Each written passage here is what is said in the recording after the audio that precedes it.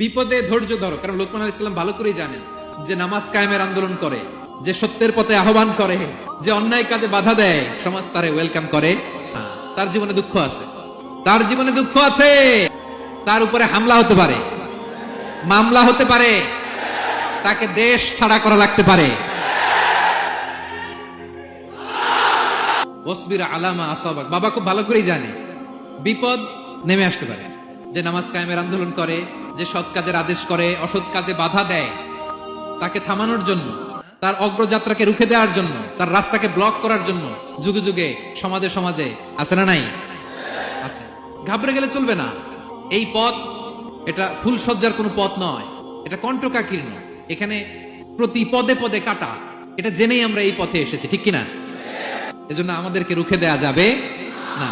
আমরা সত্যের কথা বলেই যাব, আমরা অন্যায় দেখলে প্রতিবাদ করেই যাব।